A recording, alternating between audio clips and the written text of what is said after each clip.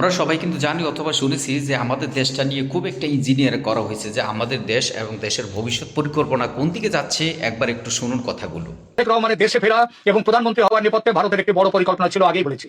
কথা ছিল আওয়ামী লীগের বিরুদ্ধে কোনো প্রতিশোধমূলক রাজনীতি হবে না এবং উগ্র মৌলবাদী শক্তি বিশেষ করে জামাতের প্রভাব নিয়ন্ত্রণ করা হবে। কিন্তু প্রধানমন্ত্রী হওয়ার পর থেকেই তারেক রহমানের ভোল বদল শুরু হয়েছে। ভারতের দেয়া সেই প্রতিশ্রুতির কোনো প্রতিফলন এখনো তার কাজে দেখা যাচ্ছে না। তিনি জামাতকে মন্ত্রিসভায় জায়গা দেওয়ার কথা ভাবছেন এবং আওয়ামী লীগের উপর রাজনৈতিক নিষেধাজ্ঞা ও আইসিটি ট্রাইব্যুনালের খড়গ বহাল রেখেছেন, বরং চিঠি দিচ্ছেন আইসিটির রায়ের প্রেক্ষিতে শেখ হাসিনা এবং আসাদুজ্জামান খান কামালকে যাতে তাড়াতাড়ি বাংলাদেশে প্রত্যর্পণ করা হয়। দিল্লির কূটনীতিকদের মতে এটি ভারতের সাথে করা বড় ধরনের পথা-খেলাপি বা বিশ্বাসঘাতকতা। আওয়ামী লীগের ওপর থেকে নিষেধাজ্ঞার খাড়া তোলার কথা আর উঠছেই না। শেখ হাসিনাকে ফাঁসিতে ঝোলাবার জন্য উল্টে ভারতের কাছে ইউনুস জমানাচ্ছে কড়া চিঠি দিয়ে প্রত্যর্পণ দাবি করছে তারেক রহমান সরকার। এসব কিসের লক্ষণ? এই সবকিছু কি সেই পুরনো বিশ্বাসঘাতকতার নতুন সংস্করণ নয়? এটা ঠিক, তারেক রহমান সরকারের বয়স সবে 1 মাস। এর মধ্যে চরম সিদ্ধান্ত নেয়নি ভারত, তবে ঘরপোড়া গরুর সিঁদুরে মেঘ দেখে ভয় পায়। তারেক সরকারের কাজকর্মে সেই সিঁদুরে মেঘের লক্ষণ কিন্তু স্পষ্ট ফুটে উঠছে। আওয়ামী লীগ নেতাদের জেল মুক্তির কোনো খবর নেই।